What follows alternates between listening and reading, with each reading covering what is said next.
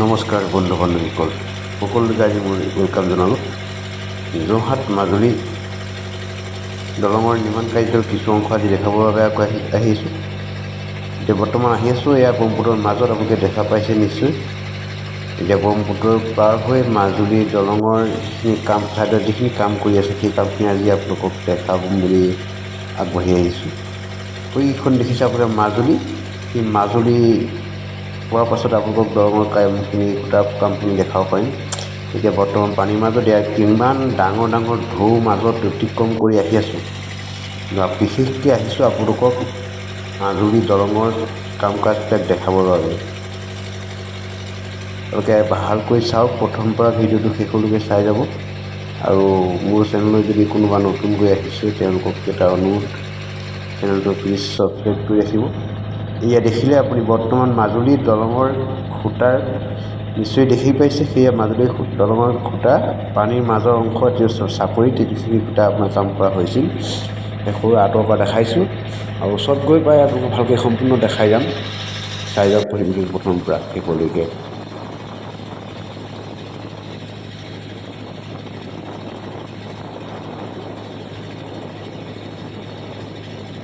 পাইছোঁহি আৰু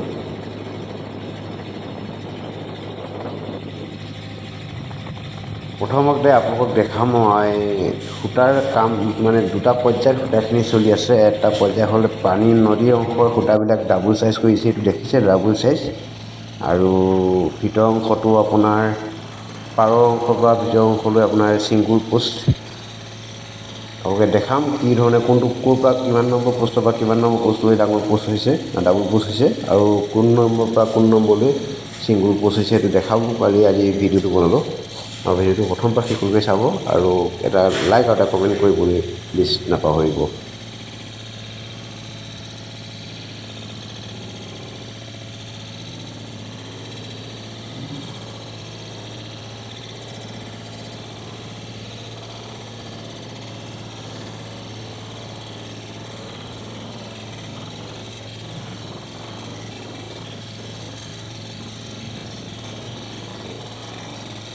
পাই গ'লোহি, এইটো আপোনাৰ 13 নম্বৰ পোষ্ট। আপুনি দেখিছে পানীৰ মাজত আছে, সেইটো 13 নম্বৰ পোষ্ট।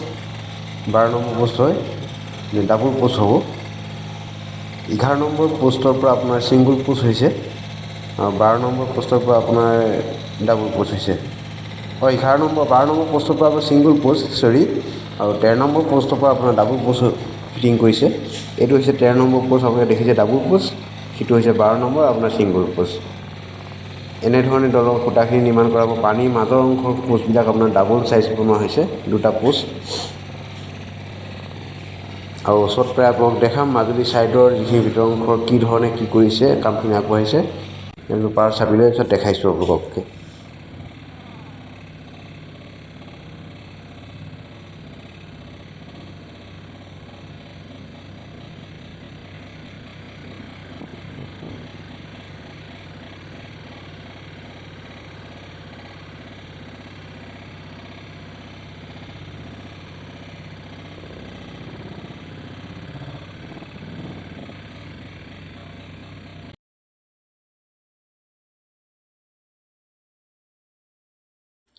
এইটো হৈছে ছিংগুল পোষ্ট, আপোনাৰ ওপৰৰ টকাত বনালে ফিটিং কৰি আহি আছে, দেখিছে কেনেধৰণে। আৰু ওচৰত গৈ মই আপোনাক ভালকৈ দেখাম। এতিয়া আপোনাৰ ছিংগুল পোষ্টৰ কামখিনি বৰ্তমান আপোনাক দেখাই যাম। এইটো দেখিছে ছিংগুল পোষ্ট, এইটো ফিটিং হ'ল। তাৰপাছত আপোনাৰ এইটো নেক্সট আপোনাৰ বনাইছে জালি ফিটিং কৰি আছে, সেইটো ওচৰলৈ যাওঁ আহক। সেইটো কেনেধৰণে বনাইছে, এই ছিংগুল পোষ্টটো কেনেধৰণে জালি ফিটিং কৰি বনাইছিলে সেইটো দেখাবৰ বাবে আকৌ আপোনাৰ জালি পোষ্টৰ ওচৰলৈ লৈ আহিছোঁ। প্ৰথম পৰা ভিডিঅ'টো চাই যাওক, আপোনালোকে বুজি পাব। এইটো হ'ল ছিংগুল পোষ্ট, জালি ফিটিং কৰি আছে বৰ্তমান ওপৰৰ টপ কাপ ঢালিবৰ বাবে। কিন্তু এটা কথা আপোনালোকক কওঁ আজি মই, এই দলংখনৰ কামত আপোনাৰ ওপৰৰ অংশত গাৰ্ডাৰ ছিষ্টেম নহয়, ইয়াত চিলিং ছিষ্টেম কৰি আপোনাৰ প্লেট ঢালি বনাব। চিলিঙত আপোনাৰ প্লেট ফিটিং কৰিব।